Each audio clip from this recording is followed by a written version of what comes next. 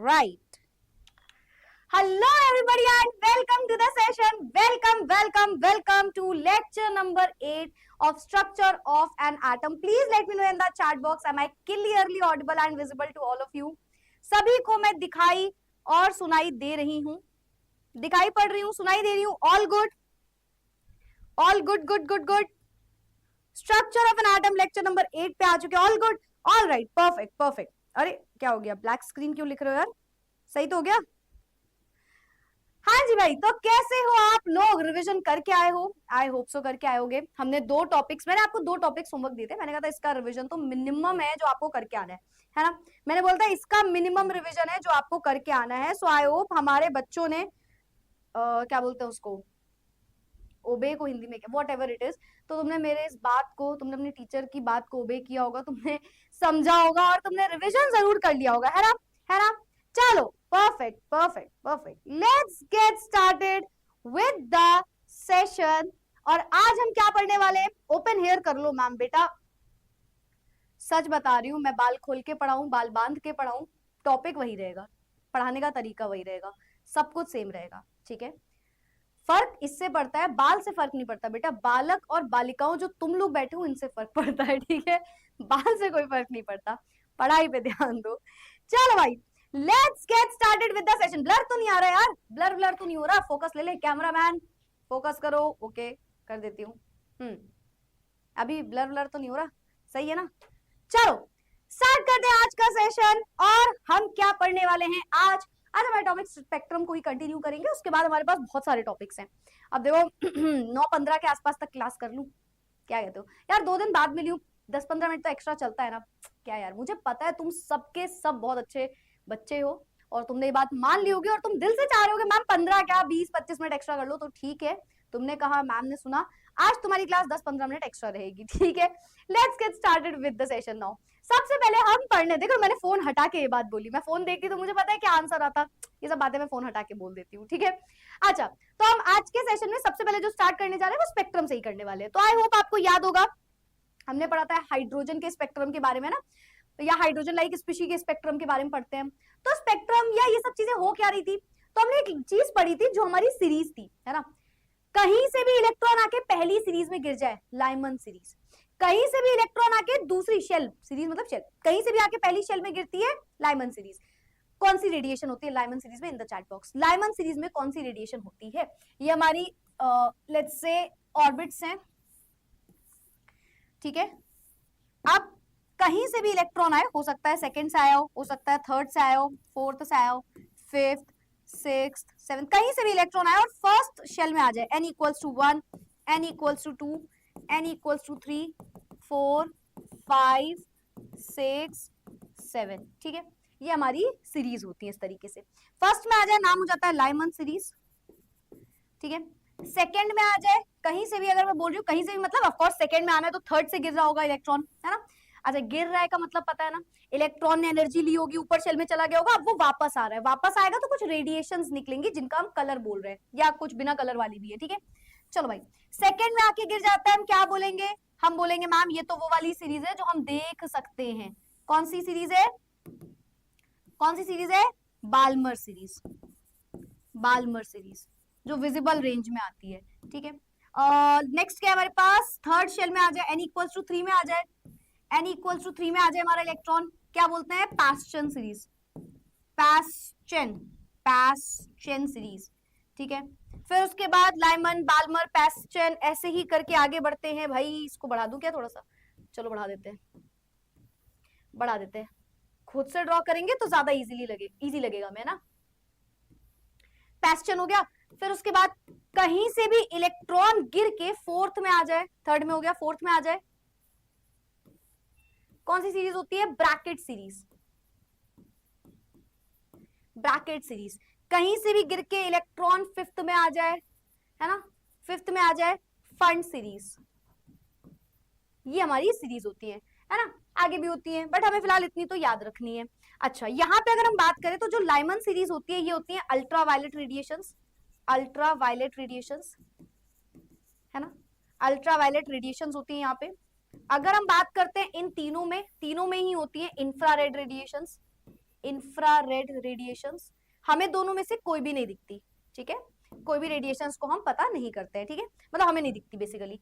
और वहीं जब बात करते हैं हम ब्रैकेट सीरीज की, जब हम बात करते हैं यहीं पे ब्रैकेट्स सॉरी बाल्मर सीरीज की, बाल्मर सीरीज में हमारी विजिबल रेंज आ जाती है, विजिबल होती है ये, है ना, इसमें विबग्योर बनता है, इसमें बनता है विबग्योर, इसमें बनता है विबग्योर, ठीक है, violet, indigo, blue, green, yellow, orange, red colour हमें देखने को मिलता है, ठीक है। तो ये हमारा बाल्मर सीरीज की कहानी होती है, ठीक है। अराउंड 4000 एमस्ट्रॉन्ग से आसपास 7000 7500 के आसपास, इनफैक्ट एमस्ट्रॉन्ग 7500 एमस्ट्रॉन्ग के आसपास ये रेडिएशंस यहाँ पे होती है जो हमारे लिए विजिबल होती है, ठीक है, इस वेवलेंथ की रेडिएशंस होती है जो हमारे लिए विजिबल होती है, ठीक है। तो ये ओवरऑल हमारा सीरीज होती है। चलो भाई ये तो पता होगा, है ना। चैट प्राइवेट, अरे यार चैट तो प्राइवेट हो ही गई है। कैसा लगा तुमको ये, कैसा लगा, मजा आई, मजा आई? बिल्कुल बेटा, आप तो सबसे डिजर्विंग कैंडिडेट थे। ये जो क्लास है आपकी, आपकी क्लास तो सबसे ज्यादा डिजर्विंग कैंडिडेट थी चैट्स प्राइवेट होने के लिए, है ना, सबसे ज्यादा डिजर्विंग कैंडिडेट थे तुम सब तो बेटा, ठीक है। अच्छा इससे याद है मेरे को, संडे को टेस्ट है, दे देना, ठीक है। इस संडे को टेस्ट पेपर मिल जाएगा, some basic concepts of chemistry के। हाँ ठीक है, थोड़ा देर से आया टेस्ट, क्योंकि आपको पता है टेस्ट वाला सेक्शन अभी सही से नहीं वर्क कर रहा था, तो उसमें कुछ अपडेट्स आ रहे थे, बट अभी वो सही हो चुका है। मोस्ट प्रोबेबली संडे को आपको पहला टेस्ट मिल जाएगा, ठीक है, तो संडे को टेस्ट दे देना। टेस्ट का प्रोस पता है, कौन तो है ही नहीं, प्रोस पता है मतलब बेनिफिट पता है ना क्या है, एक सबसे बड़ा बेनिफिट जो है सबको पता है ना क्या है, मेरे टेस्ट का नहीं, मतलब जो सिर्फ केमिस्ट्री का नहीं, ओवरऑल जो टेस्ट होने वाले हैं प्रारंभ बैच में, बेनिफिट्स पता है इसके, बताओ बेनिफिट्स पता है? आपके नोट्स की, आपने नोट्स की वीडियो नहीं बनाई अभी, मुझे ऐसा याद सा भी आया कि शायद नोट्स की वीडियो ऑलरेडी बनी हुई है, बट मैं बनाऊंगी यार, ऐसे मतलब समय लगे, थोड़ा सा टाइम दे दिया करो यार, ठीक है।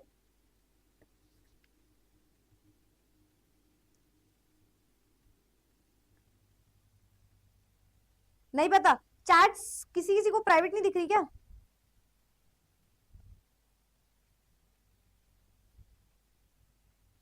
हाँ पराक्रम, एग्जैक्टली पराक्रम। तो भाई आपको पता होगा, नहीं पता है तो मैं आपको बता दूं, अगर आप सारे टेस्ट जो है अच्छे से सारे टेस्ट दोगे, अच्छे मार्क्स लाओगे, तो उसका एक बेनिफिट ये है, you will get the chance to meet your educators, मतलब लाइक हम लोग से मिलोगे, भैया लोगों से मिलोगे, है ना। तो यस, मतलब सिर्फ मिलोगे वाला तो फैक्टर नहीं है, मेन फैक्टर जो है वो ये है कि you will get a chance to spend time with your teachers and you will get a chance to explore any of the place, किसी एक जगह पे आपको पूरा एक्सप्लोर कराया जाएगा, वहां लेके जाया जाएगा, बहुत कुछ आपको नया देखने को मिलेगा, नया सीखने को मिलेगा। तो भाई टेस्ट में अच्छे से परफॉर्म करना एंड ओबीडियंटली सारी क्लासेस अटेंड करो, टेस्ट को दो, ताकि तुम भी पराक्रम का हिस्सा बन पाओ, ठीक है। सो यस, ठीक है, टेस्ट बेटा, टेस्ट सेक्शन आ जाएगा उसमें, आपको आपको टेस्ट सेक्शन आ जाएगा। अच्छा ओ, किसी किसी में चैट्स प्राइवेट नहीं है, चलो ठीक है करवा देंगे, कोई दिक्कत नहीं है।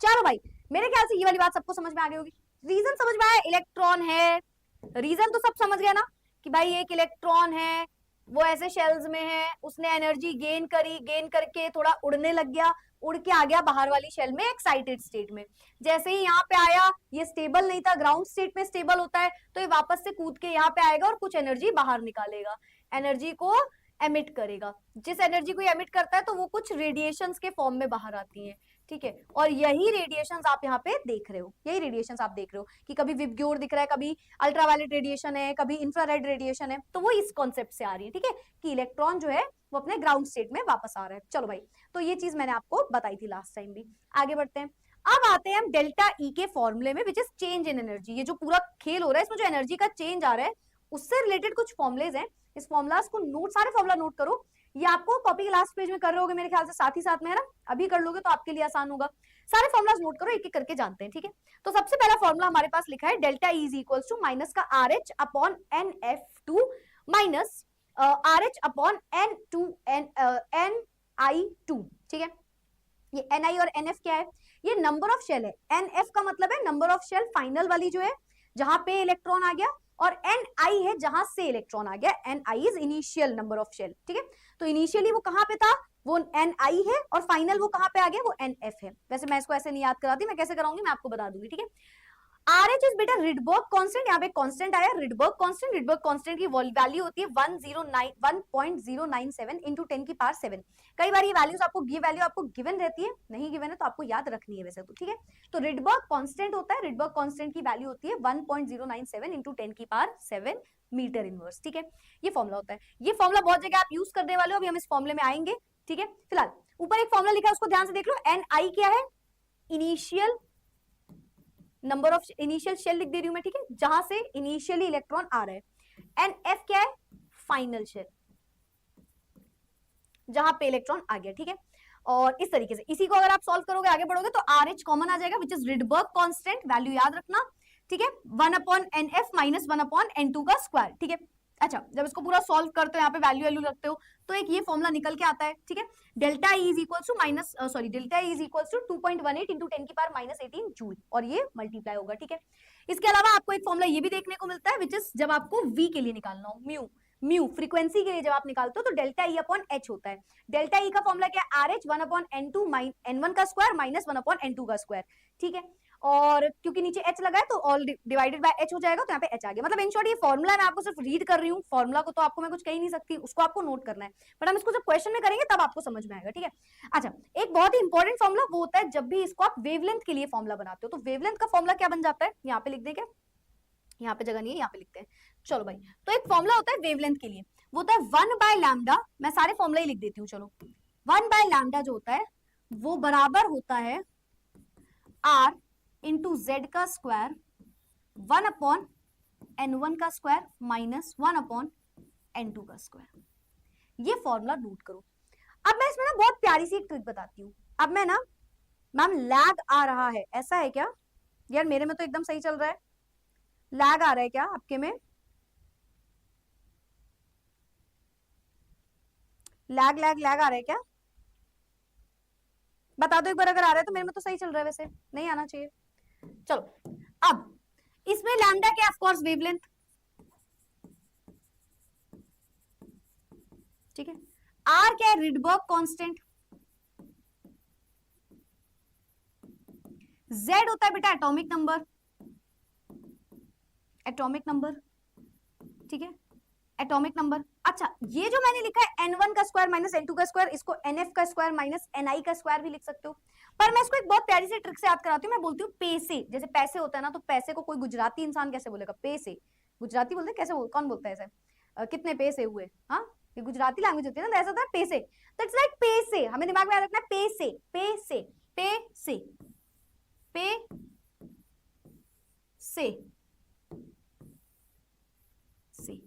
पे से, जिस पे इलेक्ट्रॉन आया, जिससे इलेक्ट्रॉन आया, जिस पे इलेक्ट्रॉन आया, जिससे इलेक्ट्रॉन आया, जिस पे इलेक्ट्रॉन आया, जिससे इलेक्ट्रॉन आया। क्योंकि जब हमें क्वेश्चन दिया होता है ना, वो बोलेगा electron is coming from second shell to first shell, या बोलेगा electron comes to the first shell from the second shell, या तो फ्रॉम वाला वर्ड यूज करता है, या फर्स्ट टू सेकंड टू वाला वर्ड यूज करता, तो बहुत कंफ्यूजन हो जाती है। तो हमें ये पता होना चाहिए किस पे आ रहा है, किससे जा रहा है, ठीक है, बस सिंपल सी बात। तो पे से, जिस पे आ रहा है उसको पहले लिखो, जिससे आ रहा है उसको बाद में लिखो, ठीक है। रिडबर्ग कांस्टेंट की वैल्यू याद रखना, ठीक है, क्या हो जाएगी? 1.097 इंटू 10 की पावर 7 मीटर इनवर्स, ये इसकी यूनिट होती है, ठीक है। 1.097 इंटू 10 की पावर 7 मीटर इनवर्स, ठीक है, ये इसकी वैल्यू याद रखना आप। अच्छा, वहां पे एक चीज लिखी थी कि जो फ्रीक्वेंसी होती है वो डेल्टा E अपॉन H के बराबर होती है, एक ये फॉर्मूला लिखा था। और उससे बोल दिया कि जो डेल्टा E है वो बराबर है, जब वो इनिशियली बात कर रहे हैं, नॉर्मल डेल्टा E की बात कर रहे हैं, वेव, देखो कंफ्यूज नहीं होना, यहाँ पे हमने वेवलेंथ की बात करी, वो बोल रहे हैं जो नॉर्मल डेल्टा E कैसे निकलता है, तो डेल्टा E निकालने का यहाँ पे एक फॉर्मूला दिया होता है, क्या होता है? R of H Rydberg constant 1/N1 का स्क्वायर माइनस 1/N2 का स्क्वायर। आप हर जगह यही लिख लेना, पे से सबको समझ ही आ गया होगा ना। तो एक फॉर्मूला ये लिखा है वहां पे। अच्छा, इसी फॉर्मूले को जब आप यहाँ पे पुट करोगे तो आप क्या बोलोगे? आप बोलोगे कि भाई डेल्टा E क्या है, ये पूरी वैल्यू, ठीक। तो डेल्टा E यानी कि RH 1/N1 का स्क्वायर माइनस 1/N2 का स्क्वायर, है ना, और होल डिवाइडेड बाय H, इस फॉर्मूले में रखा ना हमने डेल्टा E की वैल्यू, तो होल डिवाइड बाय H, तो करके देख लेना, तो यहाँ पे आ जाएगा हमारे पास H, यहाँ पे आ जाएगा डेल्टा E का फॉर्मूला, ठीक है। तो ये भी एक फॉर्मूला है, म्यू का फॉर्मूला, ठीक। इसको कई लोग ऐसे भी लिखा करते हैं बेटा, इसको कई लोग ऐसे भी लिखा करते हैं, ये जो पहला वाला फॉर्मूला है ना, पहला वाला, इसको कई लोग ऐसे लिखते हैं, और आपको ऐसे भी आना चाहिए कि 1/λ क्या होता है। 1/λ कुछ तो सुना सुना लग रहा है भाई। 1/λ wave number, reverse of wavelength is wave number, तो ये होता है म्यू बार वेवलेंथ, ठीक है, वेव नंबर, तो ये म्यू बार के बराबर है। अब आपको क्वेश्चन में ध्यान से देखना पड़ेगा कि आपसे वो पूछ क्या रहा है, वेव लेंथ पूछ रहा है, वेव नंबर पूछ रहा है, वेव लेंथ पूछ रहा है या वेव नंबर। वेव नंबर जो है वो इक्वल है इस फॉर्मूले के, और वेव लेंथ जो है वो इनवर्सली प्रोपोर्शनल होता है, ठीक है। तो ये सारे फॉर्मूला हमें याद रखने हैं, ये ओवरऑल सारे फॉर्मूला हमें याद रखने हैं, देखो ठीक है, ये हमारे पास जितने भी फॉर्मूला लिखे हैं हमें याद रखने हैं। अच्छा, इसको जूल में कन्वर्ट करते हो तो आप 2.18 इंटू 10 की पावर -18 लिखते हो, ठीक है। तो अगर कभी जूल से रिलेटेड है तो आपको ये वाली वैल्यू लगानी है, ठीक है, रिडबर्ग कांस्टेंट की। तो ये भाई सारे के सारे फॉर्मूला हैं। तो ये फॉर्मूला क्लियर है भाई सभी को, कोई दिक्कत तो नहीं है। Rydberg constant R of H जहां जहां लिखा है वो रिडबर्ग कांस्टेंट है, Z हर जगह एटॉमिक नंबर है, बाकी ये तो बता ही दिया। म्यू फ्रीक्वेंसी होती है, delta E change in energy होती है। चलो भाई, यहाँ पे तो किसी को कोई दिक्कत नहीं होगी, यहाँ पे तो किसी को कोई भी दिक्कत नहीं होगी। मैम बैकलॉग बन गया है, बैच लेट लिया था, कैसे पूरा करूं अब बता दो आप प्लीज। यार बैच लेट क्यों लिया चलो ठीक है, अभी क्या कर सकते हैं, कोई दिक्कत नहीं है। जो भी बेटा वीकडेज होते हैं कोशिश करो उसमें आप एक्स्ट्रा पढ़ाई कर लो और कवर कर लो वीकडेज में स्पेशली, ठीक है। बाकी जब भी टाइम मिले, अगर ज्यादा बैकलॉग हो गया लेट्स से, तो आप ये चैप्टर कंटिन्यू मत करो, फिर ऐसा हो जाएगा समझ नहीं आएगा ना। तो आप पहले स्टार्टिंग से पढ़ लो, पूरा चैप्टर शुरुआत से पढ़ो, फिर थर्ड चैप्टर जब स्टार्ट होगा तो वहां से पढ़ना, या तो ये कर लो, या तो खैर इस चैप्टर में क्वांटम नंबर्स स्टार्ट हो जाएंगे, वो थोड़ा डिफरेंट है तो पढ़ सकते हो, क्वांटम नंबर्स तो डिफरेंट है वो पढ़ सकते हो, पर हो सकता है आपको आज का सेशन फिर समझ नहीं आए, तो फिर ऐसे कवर करो कि अगर ज्यादा बैकलॉग है तो फिर लाइव क्लास मत अटेंड करो, पहले रिकॉर्डेड सारा कवर कर लो, ठीक है।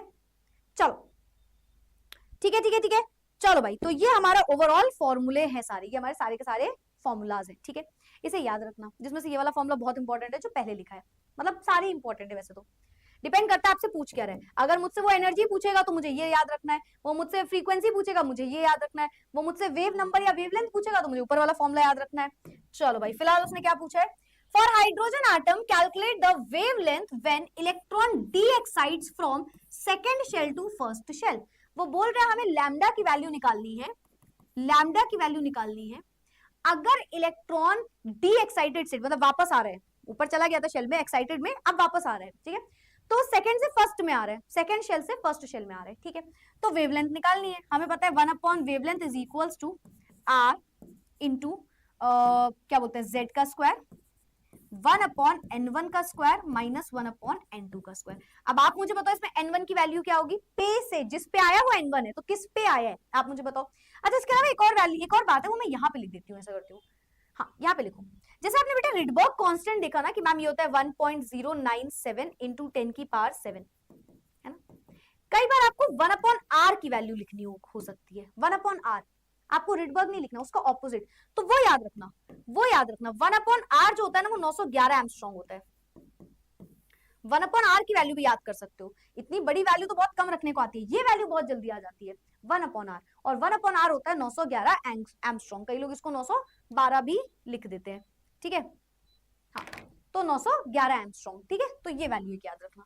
चलो फिलहाल, हाँ भाई, जिस पे क्या रखोगे, 1 वेरी गुड, 1 रखेंगे। देखो de-excite from second to first, जिस पे, इस पे आ रही है मैम, इससे आ रही है, किस पे आ रही है, फर्स्ट से आ रही है, रखो वैल्यूज रखो, 1/λ इज इक्वल्स टू R की वैल्यू अभी रोक दो, R को भी रोक दो, ठीक है, इनटू हाइड्रोजन की बात हो रही है, फॉर हाइड्रोजन एटम H के लिए बेटा Z की वैल्यू 1 आ जाएगी, एटॉमिक नंबर 1 होता है हाइड्रोजन का ना।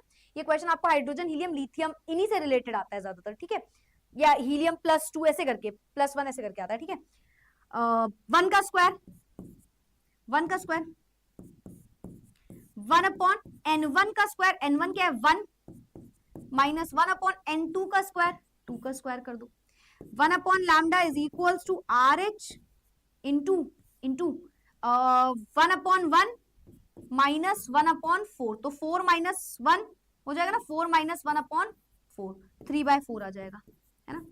पर अभी हमने R की वैल्यू नहीं रखी, क्यों नहीं रखी, क्या आपको 1/λ निकालना है, क्या आपको 1/λ निकालना है, नहीं मैम, हमें तो लैम्डा निकालना है ना, पूरा इक्वेशन जो भी आपके पास फॉर्मूला उसको रिवर्स कर दो, हम क्या बोलेंगे, हमको निकालना है लैम्डा, तो हम पूरे को रेसिप्रोकल कर देंगे, lambda is equals to 1/R into इसका उल्टा कर दो 4/3, ठीक। और 1/r की वैल्यू हमने पढ़ी हुई है, कितनी होती है 911, है ना, उठा के रख दो। तो lambda is equals to 911 into 4/3, ठीक है, ये उठा के रख दो, आ जाएगा यहां से आंसर, लैम्डा की वैल्यू आ जाएगी, यहां से लैम्डा की वैल्यू आ जाएगी, चेक कर लेना।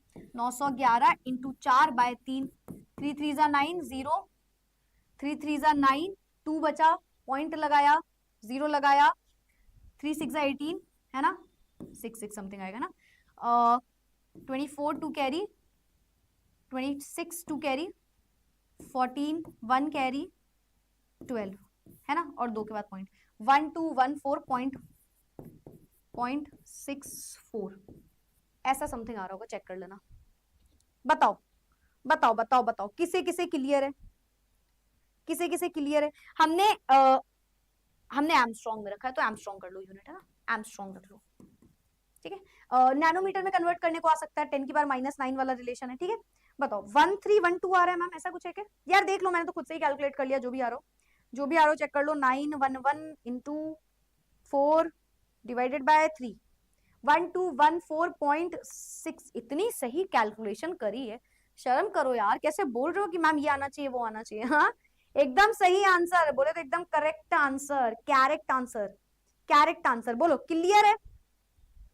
सीख गए हो यार तुम लोग धीरे धीरे, हाँ धीरे धीरे सीख गए हो, क्लियर इलियर लिखने लग जाते हो खुद से ही, ठीक है ठीक है ठीक है, सीखोगे सीखोगे। क्लियर है भाई हमारे मतलबी बच्चों को, मतलबी बन सकते हो तुम क्लास में, लेकिन मतलबी पॉजिटिव वाला है ना, याद रखो, हमारा स्लोगन मत भूलना, हम जिंदगी में मतलबी बनेंगे, पॉजिटिव वाले, ठीक है। हर चीज का मतलब पूछ सकते हैं, अपनी राय रख सकते हैं, जान सकते हैं, ओपिनियन दे सकते हैं, ठीक है, पॉजिटिव वाला मतलबी। तो मतलब पूछ सकते हो अगर आपको कोई चीज समझ में नहीं आई हो। एन एक बार और बता दो मैम, बेटा एन मतलब नंबर ऑफ शेल होती है, जैसे n1 n2, या आप nf माइनस ni भी लिख सकते हो, फाइनल माइनस इनिशियल, लेकिन मैं बोलती हूँ पे से, जिस पे इलेक्ट्रॉन आ रहा है, जिससे इलेक्ट्रॉन आ रहे हैं, ठीक है। अच्छा, इसकी जगह वो ये भी बोल सकता था कि आप वेव नंबर निकालो, वेव नंबर निकालते तो रेसिप्रोकल नहीं करना होता है ना, वेव नंबर तो डायरेक्टली इक्वल हो जाता, ठीक है। डेल्टा ई बोल सकता था, एनर्जी पूछता तो हम एनर्जी के हिसाब से करते। तो ये हमारा एक क्वेश्चन है, आई होप ये हमारे बच्चों को अच्छे से क्लियर हुआ होगा बेटा, क्लियर क्लियर मत करना, ठीक है। ए डिग्री का क्या मतलब है मैम? ए डिग्री नहीं, उसे एमस्ट्रॉन्ग का सिंबल होता है, ए और ऊपर एक नॉट लगता है, एमस्ट्रॉन्ग का सिंबल होता है, एंगस्ट्रॉम, ठीक है, एमस्ट्रॉन्ग। चलो भाई, लास्ट फॉर्मूला में एच क्या था मैम? एच बेटा, एच कहां लिखा है ये? अरे यार मत करो यार, कह दो कि तुमने मजाक किया ये मेरे साथ, कह दो कह दो कह दो कह दो, मैं बुरा नहीं मानूंगी बेटा। एच होता है Planck constant, 626 into 10⁻31 joule second, ठीक है, that is a Planck constant, Planck's constant. Clear clear clear clear, कोई डाउट तो नहीं है? टेस्ट में एमसीक्यू होंगे क्या मैम? यस बेटा, टेस्ट आपका एमसीक्यू पैटर्न में होगा सारा, ठीक है। और मैं तुम्हें इतना कह सकती हूँ, चैप्टर 1 का टेस्ट आसान है, बहुत मुश्किल नहीं दिया मैंने, ठीक है। चलो भाई, क्लियर। यूनिट होती है बेटा, आर्मस्ट्रॉन्ग एक यूनिट, आर्मस्ट्रॉन्ग नहीं है यार, ये क्या आर्मस्ट्रॉन्ग नहीं है, बॉडी देख रहे हो, जिम जा रही हूँ मैं। अरे मुझे जिम से याद आया, तो मेरी क्लास में एक बार एक किस्सा हो गया था, ऐसे कुछ कुछ ऐसे लोग होते हैं ना मैम, -31 लिख दिया क्या? 34, हाँ सॉरी सॉरी 34 जूल सेकेंड, हाँ हाँ ठीक है ठीक है, हाँ ठीक है ठीक है, कर दिया सही कर दिया। तो वो होता ना, वो एक लड़का था, तो मुझे उसके किस्सा याद आ गया। तो हम लोग ऐसे क्लास में बैठे हुए थे, तो हम लोग ऐसे पलटे, तो हमने देखा चेयर, हम चेयर्स में बैठते थे, 12th क्लास की बात थी। तो चेयर वेयर गिर गई, दो लोग लड़ रहे हैं, बहुत लड़े जा रहे हैं, तो हमें लगा बहुत बड़ा कुछ मैटर हो गया। We went to them and we were like कि क्या हुआ क्या हुआ। तो एकदम उसने बोला, एक आता है कहता है उसको पीटा था, वो ही पिट रहा था। तो हमने बोला क्या हो गया तुमको, क्या क्या हुआ, इसने क्या क्या क्या बात क्या हुई? तो एकदम से ऐसे कहता है, पता नहीं यार, कहता है जिम जाता हूँ और मुझे मारने लगा। तो हम आज भी उस बात पे हंसते हैं कि वो इतने साल पहले की बात है, और वो उसने फ्लेक्स करने के लिए, भाई मैं जिम जाता हूँ, मैं जिम जाता हूँ, दिखाऊं, उसने ऐसे एक किया, फिर उसने गुस्से में दूसरा मार दिया, फिर सामने वाले ने ऐसे कर दिया, तो उनकी लड़ाई हो गई, और लड़ाई इतनी ज्यादा हो गई, गिर गए वो दोनों लड़ते लड़ते। तो मुझे पता नहीं, ऐसे किस्सा याद आ गया। देखो आई डोंट केयर क्या बात चल रही है, मुझे आ गया याद तो मैं तुम्हें बताऊंगी, ठीक है। चलो भाई मैम, टेस्ट की टाइमिंग क्या होती है? टेस्ट बेटा आपको सुबह सुबह मिल जाता है, टेस्ट आपको सुबह सुबह मिल जाता है, ठीक है। टेस्ट आपको सुबह सुबह मिल जाएगा 10-11 बजे के आसपास। बट आप आप उसको मतलब वो ऐसा कोई टाइमिंग का नहीं, आप उसको सॉल्व कर सकते हो, ठीक है। चलो भाई, चलो चलो चलो आगे बढ़ जाए। सीपीपी मिल गई। मैम आप इतनी चीजें याद कैसे कर लेते हो? नहीं, ये चीजें तो किसको भूलती हैं यार। हाँ, याद तो ये नहीं होता याद तो ये नहीं होता, ये चीजें तो सबको याद। फ्रैंक हो रहे हो टीचर के साथ, फ्रैंक हो रहे हो। ज्यादा मेरे साथ फ्रैंक मत हो स्टार्टिंग में तुम लोग, ठीक है। अच्छा, इससे मुझे एक बात और याद आ गई। इससे दिव्यांश कह रहा है ma'am it is not funny. Obviously बात है दिव्यांश, अब तुम्हारे लेवल की फनी बातें थोड़ी कर पाएंगे बेटा, तुम्हारी तो मार्कशीट भी फनी है ना दिव्यांश। ऑब्वियसली दिव्यांश, तुमको इतने बड़े बड़े जोक्स की आदत है, तुम्हारी लाइफ इतनी जोक होती जा रही है, उसके बाद मार्कशीट, उसके बाद साइंस ले ली क्या ही तुमको इस छोटे से जोक से फर्क पड़ा होगा। I am so sorry Divyansh, मैंने तुम्हारा दिल दुखाया इतनी खराब जोक मार के। I am so sorry Divyansh, I don't want to hurt, no hard feelings Divyansh, no hard feelings ठीक है। अच्छा, आगे बढ़ जाए, आगे बढ़ जाए। चलो let's get started with the next slide. Next slide में आते हैं। तो भाई ये था हमारा हाइड्रोजन स्पेक्ट्रम के बारे में चीजें। अब बोहर जी के एटॉमिक मॉडल पे वापस आते हैं। आपको याद होगा हमने बोहर जी के बारे में थोड़ा सा सुना था, फिर मैंने आपसे बोला था कि हम इसको आगे समझेंगे। तो आ चुका है वो पल, वो घड़ी जब हम वापस इनके बारे में सुनेंगे। इनफैक्ट अभी पढ़ोगे, फिर क्लास के एंड में या कल शुरुआत में फिर से पढ़ोगे इनके ड्रॉबैक्स, ठीक है। बहुत प्यारी थ्योरी है, बहुत बहुत बहुत उम्दा थ्योरी है, ध्यान सुनना। अब आपने जो बोहर जी की थ्योरी पढ़ी, यहां से पूरी चीजें जो आपने पढ़ी वो आगे बढ़ेंगी। मतलब आपने जो बोहर जी की थ्योरी पढ़ी, जितनी बातें पढ़ी बेटा, वो ना बहुत छोटी छोटी बातें थी, वो ना बहुत छोटी छोटी बातें थी। अब बातें आगे बढ़ेंगी, अब थ्योरी वो वाली आएगी जो आपने सुनी ही नहीं है। सुनना, बोहर जी की थ्योरी तो ये थी कि नंबर ऑफ शेल, भाई रदरफोर्ड जी कह रहे थे शेल है, ये है, वो है, पर कहाँ इलेक्ट्रॉन एग्जैक्टली शेल के बारे में बता नहीं पाते, स्टेबिलिटी नहीं थी। तो मैम बोहर जी की थ्योरी आसान तो थी, 9th क्लास में हमको मैम मैम मैमड़ा हमको पढ़ाया गया है, वो ऐसे शेल शेल शेल बना देते थे, फिर हमें बोला गया था कि जो इलेक्ट्रॉन है वो शेल्स में रहता है, ये कहा था बोहर जी ने। 2n स्क्वायर से निकलता है, 1 2 3 4 शेल्स होती हैं, ठीक है। ये आपको सही पढ़ाया गया, बात सही है, इन्होंने ऐसा कहा था। बट इन्होंने रियलिटी में बहुत कुछ कहा था, तुम तक आधी बात पहुंची है, ठीक है। तो एटम के पास एक सेंटर होता है जिसे न्यूक्लियस कहा जाता है। इन्होंने कहा रदरफोर्ड जी आप एकदम सही हो, ये जो आपने बात कही है ये एकदम सही बात है, मैं एग्री करता हूं इस बात से। पर साथ ही साथ उस एटम में जो इलेक्ट्रॉन्स हैं वो आप गलत कह रहे हो कि कहीं भी घूम रहे हैं ऐसे, वो शेल्स में घूम रहे हैं, स्पेसिफिक ऑर्बिट्स में घूम रहे हैं, ठीक है। तो electrons revolve only in those circular orbits with fixed energy and fixed velocity। Electron जो है, आपको याद है मैंने एग्जांपल दिया था कि अगर मैंने बीच में कोल्ड ड्रिंक रख दी तो थक के आके बैठ जाओगे, लेकिन अगर मैं तुमसे बोलूं कि क्या तुम एक दिन में 10 मीटर चल लेते हो केवल, तो 10 मीटर ही चलना है, 10 मीटर चलो, 10 मीटर चलो चलो चलो चलो, तो शायद आप ना थको इतनी जल्दी। तो इन्होंने बोला इलेक्ट्रॉन्स जो है वो रिवॉल्व कर रहे हैं, घूम रहे हैं, ठीक है, घूम रहे हैं, ऐसे न्यूक्लियस है सेंटर में, सब कुछ आपने सही बताया। पर इलेक्ट्रॉन्स जो घूम रहा है ना, ये फिक्स्ड ऑर्बिट में घूम रहा है, उसका एक घर है, उसकी एक ऑर्बिट है, वो उसका घर है, उस घर में घूम रहा है वो, तो वो थकेगा नहीं। वो फिक्स्ड ऑर्बिट में फिक्स्ड वेलोसिटी के साथ है, फिक्स्ड ऑर्बिट में फिक्स्ड वेलोसिटी के साथ और सर्कुलर मोशन में है। तो जो इलेक्ट्रॉन है वो हम कह सकते हैं थकेगा नहीं, क्यों? क्योंकि वो जुड़ा हुआ है उस शेल से। जैसे रदरफोर्ड जी जब बताते हो प्लैनेट का एग्जांपल दे रहे थे, तो उन्होंने प्लैनेट का एक एक्सेप्शन बताया, उन्होंने कहा यार प्लैनेट इसलिए नहीं गिर रहा है क्योंकि प्लैनेट में ना फोर्स लग रही है, बहुत सारी चीजें लग रही हैं, उसकी कुछ वेलोसिटी है। तो इन्होंने बोला यही तो इलेक्ट्रॉन में हो रहा है, इलेक्ट्रॉन भी नहीं गिर सकता, क्योंकि इलेक्ट्रॉन जहां घूम रहा है, रिवॉल्व कर रहा है, वहां उसकी फिक्स्ड एनर्जी है, वो फिक्स्ड एनर्जी वाले शेल में है, और उसकी खुद की वेलोसिटी भी फिक्स है। जिस तरीके से वो घूम रहा है 10 मीटर पर सेकंड, तो 10 मीटर पर सेकंड से ही घूम रहा है वो। तो ये इनका कहना था, ठीक है। लेकिन ये भी नहीं, ये भी नहीं, ये तो बेसिक बात हुई। इन्होंने क्वांटाइजेशन कंडीशन बताई, क्वांटाइजेशन कंडीशन। अभी आपने इतनी देर पढ़ा है ना, आप बहुत टाइम से पढ़ रहे हो, मैक्सवेल जी की थ्योरी से हम पढ़ते आ रहे हैं, पता नहीं लाइट वाइट की कहानी भी आ गई थी बीच में, है ना। इन्होंने बोला क्वांटाइज्ड स्टेट है। अब बहुत ध्यान सुनना इस स्टेटमेंट को और नोट करो।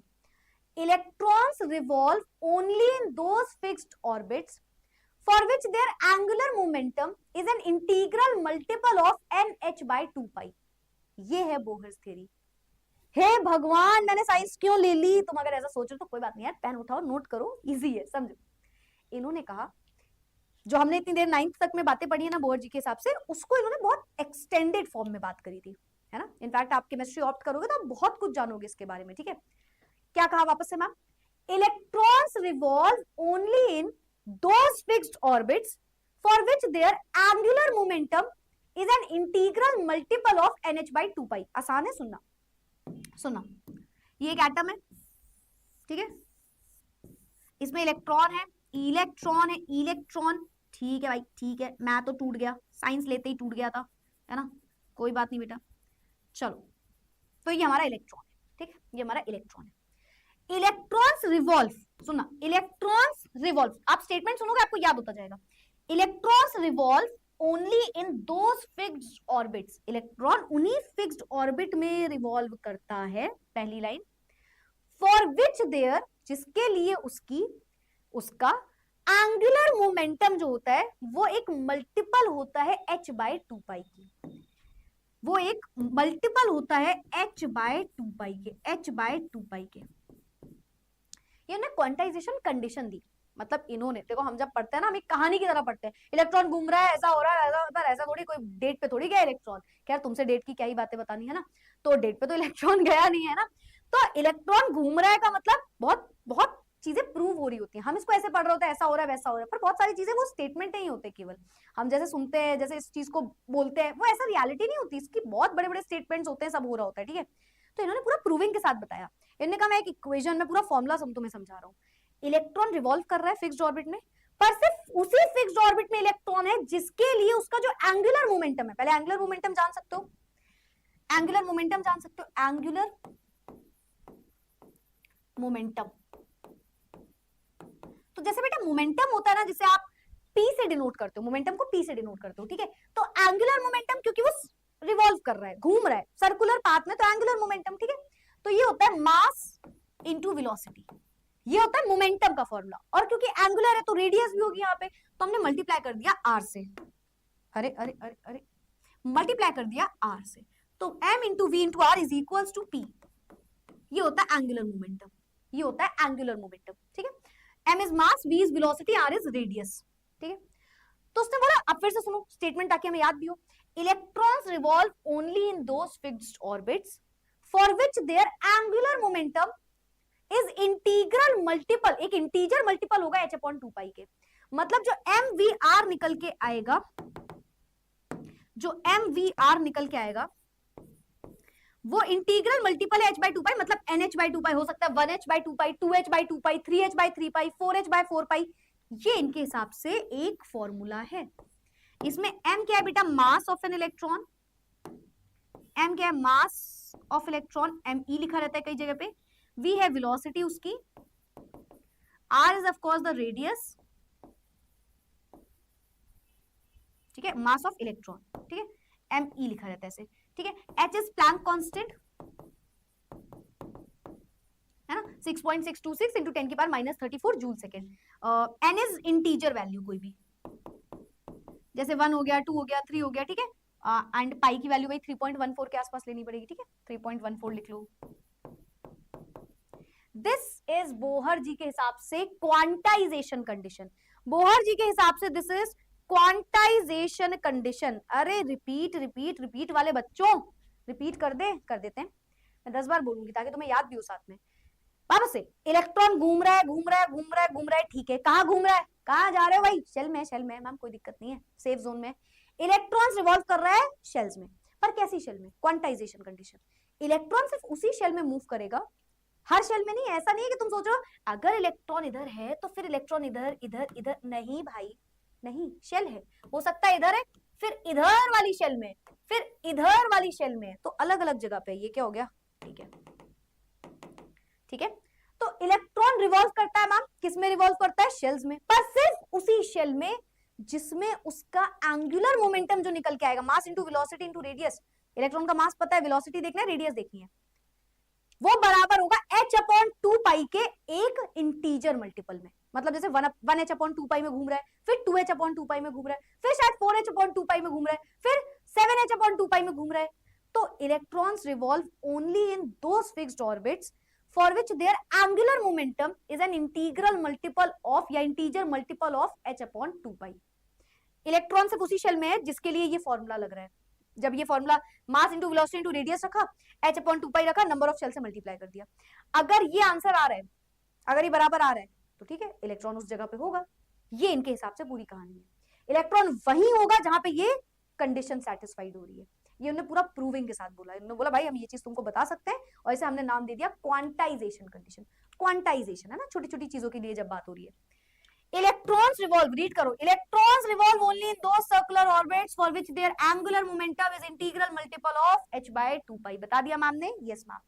एंगुलर मोमेंटम, अच्छा एंगुलर मोमेंटम का खैर यहाँ पे लिखा हुआ है डेफिनेशन क्या है, आपको ऐसा कोई डेफिनेशन नहीं याद करनी, आपको ये पता होना चाहिए बस, ठीक है। एक प्रॉपर्टी होता है ऑब्जेक्ट को रोटेट करने के लिए, ठीक है, जो मोमेंटम से निकलता है, मोमेंट ऑफ इनर्शिया से निकलता है इनटू एंगुलर वेलोसिटी जो आप मल्टीप्लाई करते हो, ठीक है। तो इस तरीके से बेसिकली दिस इज बोहर जी के हिसाब से atomic model and quantization condition है बोहर जी के हिसाब से, ये उनकी कंडीशन क्वांटाइज्ड है NH/2 पाई। अच्छा एक और चीज, इसको क्योंकि एंगुलर मोमेंटम में कई जगह L से डिनोट किया जाता है ना, डिनोट किया जाता है L से, कैपिटल L से, ठीक है, तो देख लेना L से डिनोट किया तो L लिख देना। चलो भाई, अब बोहर जी के एटॉमिक थ्योरी के पोस्टुलेट्स जानते हैं, यहां तक किसी को कोई डाउट नहीं होगा, यहां तक किसी को कोई डाउट नहीं होगा। थोड़ा सा छोटा नाम होना चाहिए, किसका भाई, किसका नाम छोटा होना चाहिए बेटा, किसका नाम, आगे बढ़। तुम लोग को चार्ट्स प्राइवेट नहीं दिख रही क्या, हाँ तुम लोग को चार्ट्स दिख रही है क्या एक दूसरे की, होगा तो नहीं यार, ऐसा चार्ट्स तो नहीं दिख रही होंगी।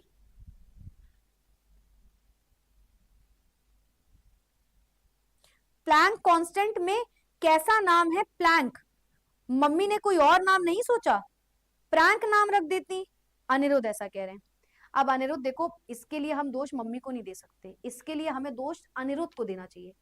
इस बात को जैसे आप बोल रहे हो, इसकी जगह काश आप ये बोल रहे होते कि यार प्लैंक क्यों, काश अनिरुद्ध ने इसका क्या कहते हैं खोज करी होती, पर अनिरुद्ध तो ये बातें लिखने में बैठा हुआ है, अनिरुद्ध तो बेचैन है कि प्लैंक नाम क्यों है, प्रैंक क्यों नहीं है।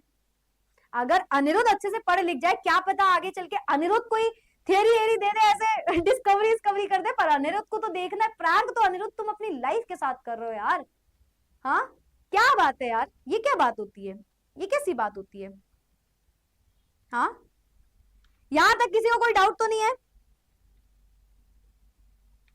यहां तक किसी को कोई डाउट तो नहीं है, डाउट तो नहीं है। Armstrong, Armstrong is a unit बेटा, जैसे मीटर पढ़ते हो, नैनोमीटर पढ़ते हो, वैसे बहुत छोटी सी यूनिट है एमस्ट्रॉन्ग, वैसे ही बहुत छोटी सी यूनिट होती है एमस्ट्रॉन्ग, ठीक है, यस बहुत छोटी सी, जैसे मीटर में कन्वर्ट करो, अगर मैंने बोला 1 एमस्ट्रॉन्ग इंटू मीटर करो, एमस्ट्रॉन्ग को मीटर में करो, 1 एमस्ट्रॉन्ग तो वो होता है 10 की पावर -10 मीटर बेटा, सोचो मतलब 1/1 2 3 4 5 6 7 8 9 10 ऐसे, तो बहुत छोटी सी पावर होती है, बहुत छोटी सी सॉरी वैल्यू होती है ना, बहुत छोटी सी वैल्यू होती है। नैनोमीटर में करोगे तो 1 angstrom is equal to 0.1 nanometre के आसपास होता है ना, तो ये होता है। बताओ किसी को कोई, एमस्ट्रॉन्ग यूनिट है, सिंपल सिंपल यूनिट है, 0.1 नैनोमीटर के बराबर होता है, ठीक है, अगर नैनोमीटर में करोगे।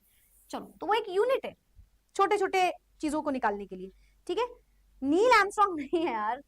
चलो पोस्टुलेट्स पे जानते हैं। अब इनके पास है भाई 3 पोस्टुलेट्स, 3 पोस्टुलेट्स नहीं है 6 है। पहला पोस्टुलेट बड़ा आसान है यार, इलेक्ट्रॉन शेल में, इलेक्ट्रॉन रिवॉल्व कर रहा है शेल में, जो चीज हमें किसी ने नहीं बताई थी, सब ये बताते हैं घूम रहा है, पर कहाँ घूम रहा है, कहाँ घूम रहा है, तो वो कहाँ घूम रहा है, शेल या ऑर्बिट जिसको बोलते हो, ठीक है। इलेक्ट्रॉन्स रिवॉल्व करता है फिक्स्ड शेल या फिक्स्ड ऑर्बिट में, तो electrons in the hydrogen atom. अच्छा एक और बात, ये जितने भी साइंटिस्ट बातें बता रहे हैं ना, ज्यादातर ये हाइड्रोजन के बारे में बता रहे हैं, जैसे आप स्पेक्ट्रम पढ़ रहे हो तो आप हाइड्रोजन का ही स्पेक्ट्रम पढ़ रहे थे, ठीक है।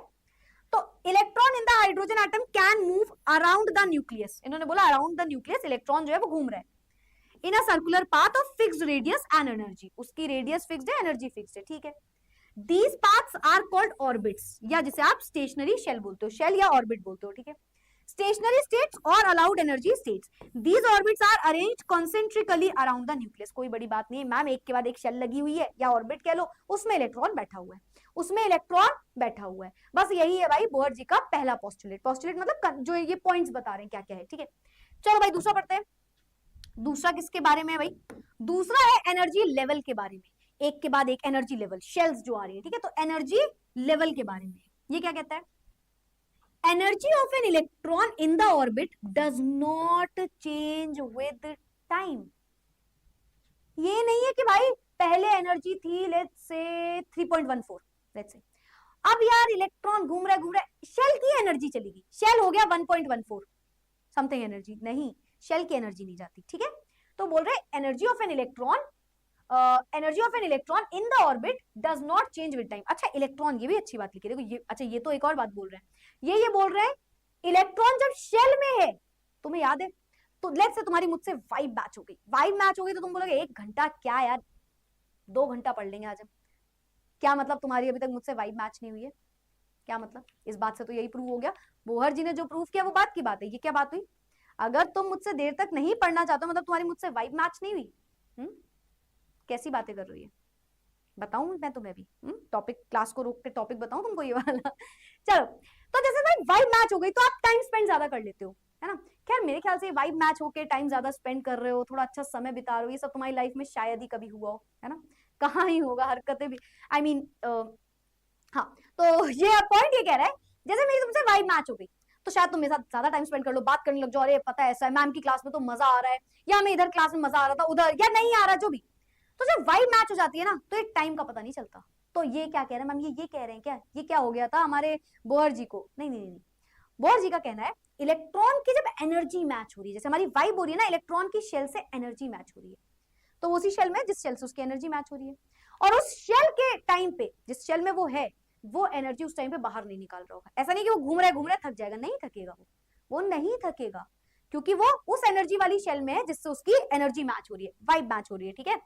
तो energy of an electron in the orbit, जब इलेक्ट्रॉन ऑर्बिट में है, does not change with time, energy नहीं चेंज होती उसकी। Electron will move from a lower stationary state to higher when required amount of energy is absorbed by the electron or energy is emitted when the electron moves from higher to lower। मैं आपको ये बात बता चुकी हूँ, excited और D excited लिखा हुआ है कि देखो ये इलेक्ट्रॉन है, घूम रहा है घूम रहा है घूम रहा है घूम रहा है घूम रहा है घूम रहा है घूम रहा है, घूमर घूमर घूमर घूमर घूमे रे, हो गया, ठीक है मैम। लेकिन ये एनर्जी नहीं बाहर निकाल रहा, कभी नहीं करेगा क्या मैम? ठीक है, देखते हैं। ये घूम रहा है, अब मान लो आपने इसको एक्सटर्नली एनर्जी दे दी, आपने हीट कर दिया है, कुछ भी एक्सटर्नल सोर्स से एनर्जी प्रोवाइड कर दी, अब इसने एनर्जी ले ली तो थोड़ा सा तो ओवर एक्टिंग, यू नो, ऊपर जाएगा, वो होता है ना, फेंकेगा थोड़ा जाके, दीदी दीदी 12th क्लास का मुझे टॉपिक आता है वाला एग्जाम्पल, है ना? तो ये घूम रहा था, अब इसको देख रहा है कोई एनर्जी दे रहा है, अरे मुझे तो मैंने तो एनर्जी एब्सॉर्ब कर ली।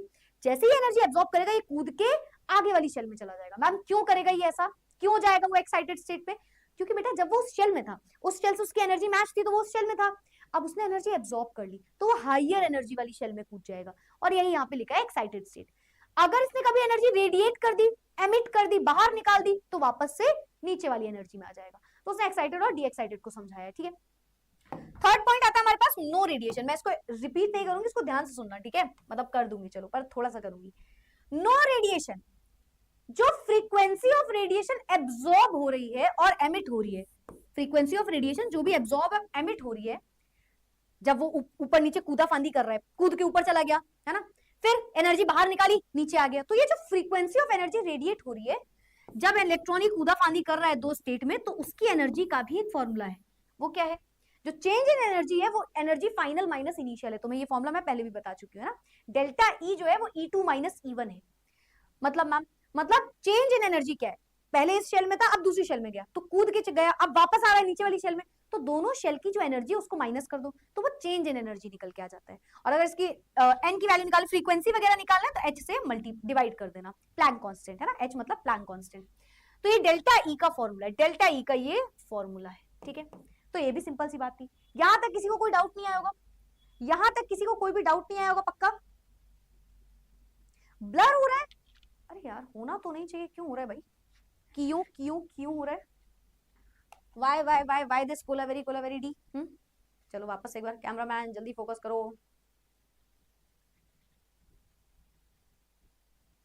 ठीक है, हो गया ना सही? फोकस मैं कैमरे से ले रही हूँ, अपनी आंखों से ले रही हूँ।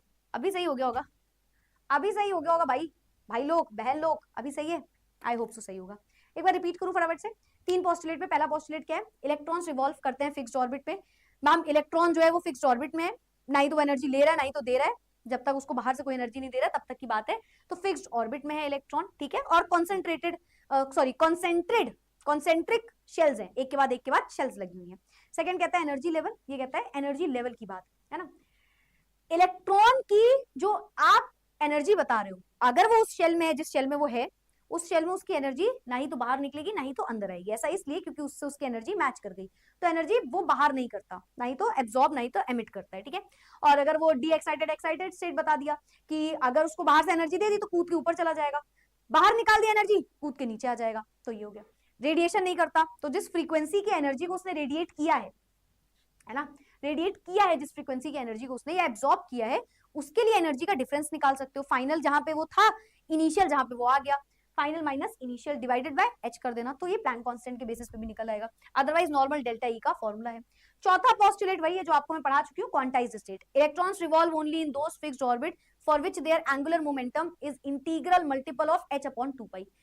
Angular momentum of an electron quantized रहता है, ठीक है, तो ये फॉर्मूला है, जहां n की वैल्यू 1 2 3 हो सकती है ना, number of electrons, number of shell, sorry. Maximum occupancy, ये क्या कहता है, ये वाला पॉइंट क्या कहता है, maximum occupancy, maximum number of electrons बेटा ऑक्यूपाई करेंगे जो शेल को, वो 2n² से निकलेगा, सबको पता है, सबको पता है। फर्स्ट शेल जब होता है तो 2 इंटू 1 का स्क्वायर होता है और आंसर आता है 2, सबको पता है फर्स्ट शेल में 2 इलेक्ट्रॉन जाते हैं। सेकेंड शेल जब आएगी तो 2 इंटू 2 का स्क्वायर है ना, 2 2 जा 4 4 2 जा 8 इलेक्ट्रॉन्स जा सकते हैं। थर्ड शेल जब आएगी तो 2 इंटू 3 का स्क्वायर, 3 3 जा 9 9 2 जा 18 इलेक्ट्रॉन्स जा सकते हैं। फोर्थ शेल जब आएगी तो 2 इंटू 4 का स्क्वायर, 4 4 जा 16 16 2 जा 32 इलेक्ट्रॉन्स जा सकते हैं, सबको पता है। ये बात हम लोगों ने बहुत पहले से पढ़ी है। फर्स्ट शेल में 2 इलेक्ट्रॉन, सेकंड शेल में 8 इलेक्ट्रॉन, थर्ड शेल में 18 इलेक्ट्रॉन और फोर्थ शेल में 32 इलेक्ट्रॉन जा सकते हैं। इतने ही इलेक्ट्रॉन मैक्सिमम जा सकते हैं। पहली शेल में सिर्फ 2 इलेक्ट्रॉन, दूसरी शेल में सिर्फ और सिर्फ 8 इलेक्ट्रॉन, फिर 18, फिर 32, ठीक है। अच्छा, ये जो पूरी कहानी पढ़ रहे हो ना, ये आप हाइड्रोजन के बारे में पढ़ते हो, या hydrogen like species. Hydrogen like का मतलब क्या है, जैसे मैंने आपसे बोल दिया He+, या तो हाइड्रोजन के बारे में पढ़ रहे हो या तो He+। हीलियम प्लस क्या है, हीलियम में 2 इलेक्ट्रॉन होते हैं, प्लस मतलब उसने 1 इलेक्ट्रॉन दे दिया, मतलब हाइड्रोजन ही तो बन गया मैम। यस।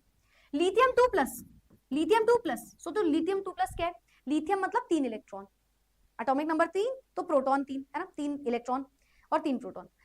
तो मैंने बोला लिथियम 2+ मतलब 2 इलेक्ट्रॉन दे दिए, 1 बचा, तो मैम ये भी हाइड्रोजन बन गया। यस। बेरिलियम +3, तो बेसिकली या तो ये चीजें हाइड्रोजन पे लग रही है या तो हाइड्रोजन जैसी स्पीशी पे लग रही है, जो हाइड्रोजन की तरह हो जा रहे हैं, ठीक है। Bohr's theory can also be applied to the ions containing only 1 electron, जिनके पास सिर्फ एक ही इलेक्ट्रॉन हो, सभी में देखो 1 इलेक्ट्रॉन होता है, ठीक है। Similar to that present in hydrogen atom, for example this, ठीक है। और इसकी एनर्जी का भी इन्होंने फॉर्मूला दिया, अगर आपको याद हो, ये फॉर्मूला भी मैं आपको बता चुकी हूँ, ये फॉर्मूला भी मैं आपको बता चुकी हूँ, ठीक है। तो ये फॉर्मूला होता है, एनर्जी जो निकलती है वो होती है -2.18 इंटू 10 की पावर -18 जेड का स्क्वायर अपॉन एन का स्क्वायर। जेड क्या है, एटॉमिक नंबर, एन है नंबर ऑफ शेल, वही, ठीक है। और अगर इसी को आप ऐसे लिखोगे, इसी को अगर आप रेडियस के फॉर्म में लिखोगे तो इस तरीके से इसकी रेडियस निकाली जा सकती है, ठीक है। तो ये फॉर्मूलाज भी आपको नोट करने हैं। भाई पोस्टुलेट समझ में आ गए, किसे किसे क्लियर हुए सारे 6 के 6 पोस्टुलेट, किसे किसे 6 पोस्टुलेट क्लियर हो गए, बताओ बताओ जल्दी से बता दो। 6 के 6 पोस्टुलेट क्लियर हुए हमारे बच्चों को,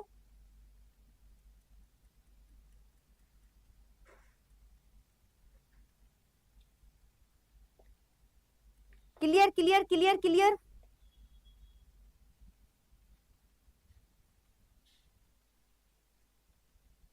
क्लियर क्लियर क्लियर क्लियर। 6 के 6 रिपीट, 6 वाला रिपीट कर दूं। ये जो पूरी थियरी है ये हाइड्रोजन में भी लग रही है और कुछ आयंस में भी लग रही है, जैसे हाइड्रोजन लाइक स्पीशीज, मतलब ऐसे आयंस में लग रही है जो जिनके पास भी एक ही क्या बोलते हैं एटॉमिक नंबर बन जा रहा है, बोलो नंबर ऑफ इलेक्ट्रॉन, जिनके पास एक इलेक्ट्रॉन है, ये कहानी उस पर वैलिड है, तो उसके लिए उसकी एनर्जी निकालने का फॉर्मूला दे दिया उन्होंने, बस, ठीक है। फिफ्थ वाला पॉइंट तीनों ही रिपीट करती हूँ मैं जल्दी से। पहले तो ये तो अच्छा समझ ही गए होंगे, क्वांटाइज्ड कंडीशन इतनी देर समझा। ये कह रहे हैं मैक्सिमम ऑक्यूपेंसी कि भाई 2n² से निकाल सकते हो तुम, पहली शेल में सिर्फ 2 इलेक्ट्रॉन, दूसरी में 8, फिर तीसरी में 18 इलेक्ट्रॉन और चौथे में मैक्सिमम 32 इलेक्ट्रॉन जा सकते हैं। चौथा कह रहा है कि ये आयंस कंटेनिंग 1 इलेक्ट्रॉन, ऐसे आयंस जिनमें केवल 1 इलेक्ट्रॉन है, उस पर भी ये पूरा वैलिड है, बल्कि मैं सच बताऊं तो उस पर ही ये सबसे ज्यादा वैलिड है, इन्होंने जो पूरी कहानी बताई है, ठीक है। तो उसकी एनर्जी आप निकाल सकते हो, एक फॉर्मूला दे दिया एनर्जी का केवल, ठीक है। चलो भाई चलो भाई, तो मेरे ख्याल से सबको क्लियर होगा, सबने नोट कर लिया होगा। अब हम बढ़ते हैं आगे। अब ड्रॉबैक्स क्या थे, अब देखो जो हमने पढ़ा है उसमें हमने कभी बोर जी के ड्रॉबैक्स नहीं पढ़े। अगर आपने 9th क्लास में पढ़ा होगा आपको ड्रॉबैक्स नहीं बताए होंगे क्योंकि कोई बात ही नहीं कर सकता ड्रॉबैक्स की। क्यों नहीं कर सकता मैम, ये क्या बात हुई? इसलिए नहीं कर सकते क्योंकि जब आप ड्रॉबैक बोलते हो ना तो वहां पे तो खत्म ही हो गई थी थ्योरी। उनके हिसाब से बोहर जी ने जो बात बताई वही सही है। इलेक्ट्रॉन शेल में है 2n स्क्वायर, 2 8 18 2 8 18 32, सबको पता थी ये बात।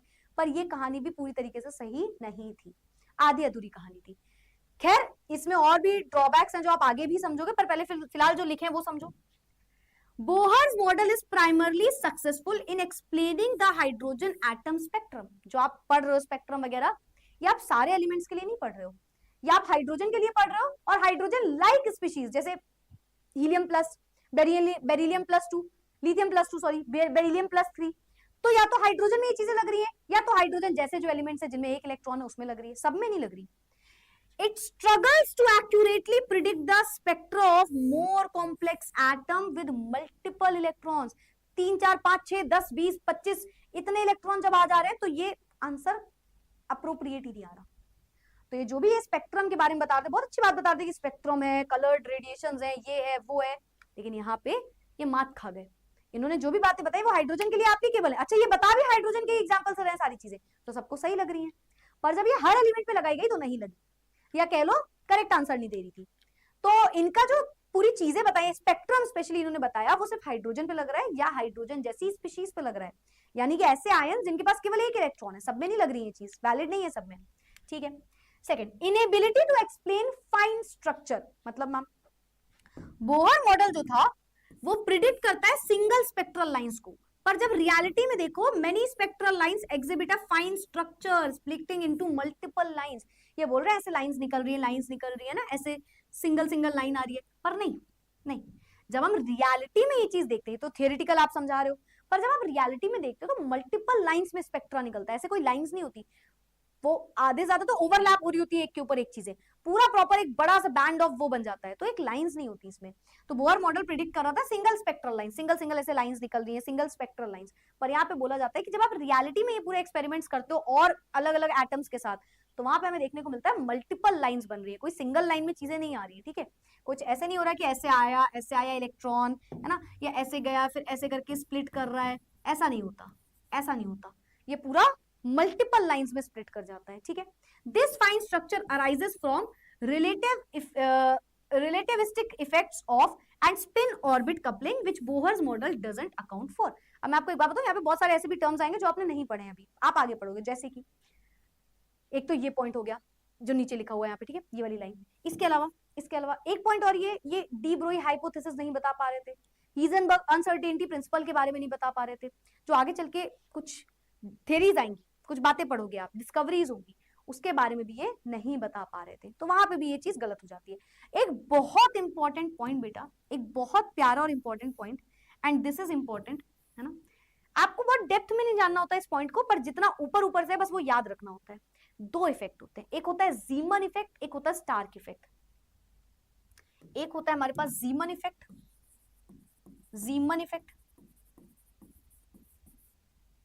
और एक होता है हमारे पास स्टार्क इफेक्ट।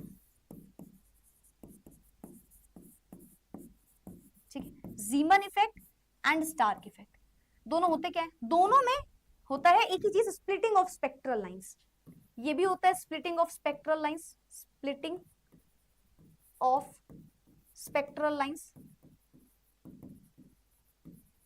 ठीक है, ये भी होता है बेटा splitting of spectral lines, splitting of spectral lines. बस दोनों में डिफरेंस क्या है, वो है splitting of spectral lines in magnetic field,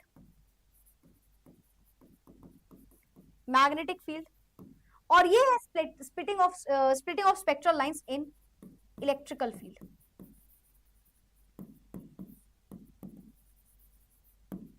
ये याद रखना है। एक होता है जीमन इफेक्ट, अब आपको इसको बहुत डिटेल में नहीं जानना होता, बस आपको यही पता होना चाहिए। देखो लेट्स से ये मैग्नेटिक फील्ड है, स्पेक्ट्रल लाइंस आ रही है, स्प्लिट कर गई, तो इसको बोलोगे जीमन इफेक्ट। और ये इलेक्ट्रिकल फील्ड है, स्पेक्ट्रल लाइंस आ रही है, स्प्लिट कर गई, तो इसको बोलोगे स्टार्क इफेक्ट। तो अगर स्प्लिटिंग ऑफ स्पेक्ट्रल लाइंस हो रही है तो वो बोलते हो आप, अगर मैग्नेटिक फील्ड में हो रही है तो जीमन इफेक्ट बोला जाता है, और अगर स्प्लिट हो जा रही है स्पेक्ट्रल लाइंस, ऐसे स्पेक्ट्रल लाइंस आ रही है ना, स्पेक्ट्रम जो आप अभी पढ़ रहे थे, लाइंस आ रही थी, तो जो लाइंस आ रही स्प्लिट हो गई है ना, किसमें स्प्लिट हुई मैम? मैग्नेटिक में? नहीं नहीं नहीं, इस बार इलेक्ट्रिकल में हुई, तो वो होता है स्टार्क इफेक्ट। इसको मैं ऐसे याद करवाती थी, स्टार्क, स्टार्क, तो हमें पता है स्टार्क मतलब स्टार जैसा कुछ, स्टार जैसा कुछ, स्टार सा, शाइनी सा, शाइनी सा, शाइनी सा है, तो यहाँ पे इलेक्ट्रिकल कुछ होगा, इलेक्ट्रिक शॉक है ना, शाइनी सी जैसे बिजली कड़कती है, तो स्टार्क आसमान में, तो स्टार्क इफेक्ट जो है वो इलेक्ट्रिक में होता है, इलेक्ट्रिक, इलेक्ट्रिक शॉक जैसा, इलेक्ट्रिक जैसा होता है, ठीक है। तो स्टार्क इफेक्ट में स्प्लिटिंग होती है स्पेक्ट्रल लाइंस की, किसमें? इलेक्ट्रिकल फील्ड में, ठीक है। और जीमन इफेक्ट में जो होता है वो मैग्नेटिक फील्ड, जस्ट ऑपोजिट, ठीक है। तो यहाँ पे देखो क्या लिखा है, अच्छा ये रीजन मैम यहाँ पे क्यों पढ़ रहे थे, बोहर जी इसको एक्सप्लेन ही नहीं कर पाए, वो बता ही नहीं पाई स्प्लिटिंग क्यों हो रही है, ठीक है। कहां गए कहां गए कहां गए, हाँ ये देखो क्या लिखा है, the Zeeman effect describes the splitting of spectral lines in the magnetic field, Stark effect describes the splitting of spectral lines in the electric field. तो एक इलेक्ट्रिक फील्ड में, एक मैग्नेटिक फील्ड में, एक इलेक्ट्रिक फील्ड में और एक magnetic field में, ठीक है। अरे अरे अरे अरे, हाँ, Bohr's model can not explain either of these effect, दोनों में से कोई इफेक्ट नहीं समझा पाए। अब आप सोचो क्या है ये, नहीं नहीं नहीं, नहीं। कुछ डेप्थ में नहीं जानना, बस उन्होंने बोला दो टाइप के इफेक्ट होते हैं, अगर ऐसे स्पेक्ट्रल लाइंस आ रही है आ रही है आ रही है और स्प्लिट हो गई, बिखर गई मैग्नेटिक फील्ड में, तो उसको नाम दे दिया गया एक जीमन इफेक्ट। अगर ऐसे स्पेक्ट्रल लाइंस आ रही है आ रही है आ रही है और बिखर गई, स्प्लिट हो गई, किसमें स्प्लिट हुई? इलेक्ट्रिक फील्ड में, तो उसको दे देते हो स्टार्क इफेक्ट। तो दो टाइप के इफेक्ट होते हैं, और बोहर जी इन दोनों इफेक्ट को नहीं बता पाए कि ये चीजें क्यों हो रही थी, और इसके कुछ भी आपको डेप्थ में नहीं जानना है, बस आपको ये दो इफेक्ट के नाम पता होना चाहिए, क्योंकि आपको 1 मार्किंग में मैक्सिमम टाइम्स ये बात पूछी जा सकती है कि स्प्लिटिंग ऑफ स्पेक्ट्रल लाइंस हो रही है, कहां पे हो रही है, कैसे हो रही है। तो स्प्लिटिंग ऑफ स्पेक्ट्रल लाइंस अगर हो रही है मैग्नेटिक फील्ड में तो जीमन इफेक्ट, और इलेक्ट्रिक फील्ड में तो स्टार्क इफेक्ट। तो ये चीज हमें याद रखनी है, ये एक पॉइंट है जो बेटा हमें याद रखना है, ठीक है, ये एक पॉइंट है जो हमें याद रखना है। परफेक्ट, आगे बढ़ जाते हैं। एल्बर्ट आइंस्टाइन जी आते हैं भाई, एंट्री होती है एल्बर्ट आइंस्टाइन जी की।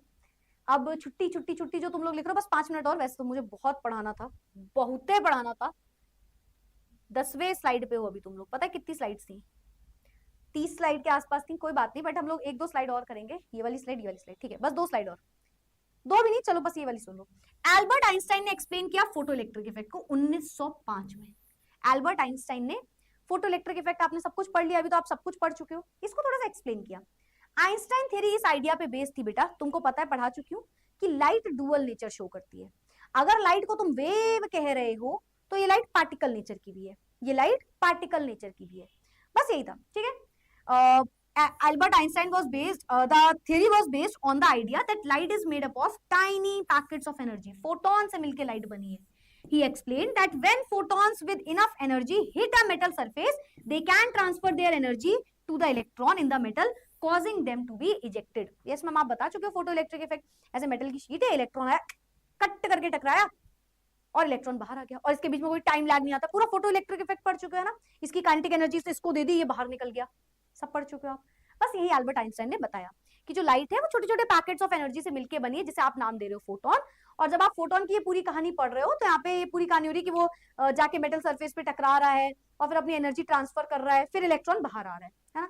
तो बस यही मैं बता रही हूँ कि एल्बर्ट आइंस्टाइन ने पूरी बात कही थी, 1905 में इन्होंने अपनी थ्योरी के बारे में बताया और सबको समझाया, ठीक है। और इसी के बेसिस पे कुछ और थ्योरी भी आएंगी, और हमें ये पता चल गया कि लाइट का 2 नेचर है, एक वेव नेचर है, एक पार्टिकल नेचर है। हमारी लाइट 2 नेचर शो करती है, वेव नेचर और पार्टिकल नेचर। वेव नेचर को इन्होंने डिफ्रैक्शन से प्रूव किया था, जो आगे पहले बहुत पहले हो चुका था ना। फिर इन्होंने पार्टिकल नेचर जो बताया वो फोटो इलेक्ट्रिक इफेक्ट से शो हुआ। हर एक इलेक्ट्रोमैग्नेटिक वेव जो होती है वो वेव और पार्टिकल दोनों नेचर बताती है। आप जितनी भी इलेक्ट्रोमैग्नेटिक वेव पढ़ते हो, इंफ्रारेड रेड, अल्ट्रावायलेट रेड, जो भी हमारे पास रेडिएशन, इलेक्ट्रोमैग्नेटिक रेडिएशन है, वो सब के सब दोनों नेचर दिखाती हैं, पार्टिकल नेचर और वेव नेचर। तो बस ये एल्बर्ट आइंस्टाइन का कहना था, ठीक है, ठीक है भाई, ये पूरा इनका कहना था। तो मेरे ख्याल से यहाँ तक की बात तो सबको समझ में आ गई होगी, ठीक है। अच्छा, आपके लिए होमवर्क भी है, भाई देख लो होमवर्क क्या है। What will be the wavelength, पहला क्वेश्चन है, what will be the wavelength of a ball of mass this.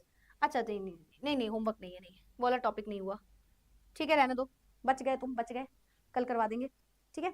चलो भाई, यहां तक किसी को कोई दिक्कत तो नहीं है?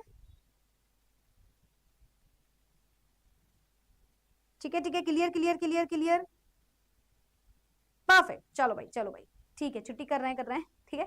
So that's it for today. ये था हमारा आज का सेशन, जिसमें हमने कुछ बातें पढ़ी, कुछ चीजें पढ़ी, है ना। अब हम मिलेंगे अगले सेशन में कल हम पढ़ेंगे, मतलब आज ही पढ़ना था बट कोई बात नहीं, कल पढ़ लेंगे डी ब्रोई हाइपोथेसिस एंड साथ ही साथ एक और हीजनबर्ग अनसर्टेनिटी प्रिंसिपल है। ये दोनों चीजें हम कल पढ़ेंगे, बड़े प्यारे टॉपिक हैं, बहुत ही मजेदार टॉपिक है, मजा आएगी पढ़ने में तुमको। कोशिश करना, भाई कोशिश क्या करना है, होमवर्क तो यही है, ठीक है, एटलीस्ट 20 मिनट बेटा रिवाइजन करके आना, रिवाइजन करके आना बेटा, रिविजन करके आना, वरना तुम जाओगे पिट। कब?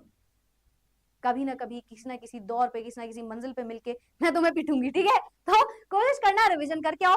That's it for today. I hope clear हो गया होगा। रिवीजन कर लेना, अच्छे से रिवीजन कर लेना। किसी ने कुछ पूछा तो नहीं है?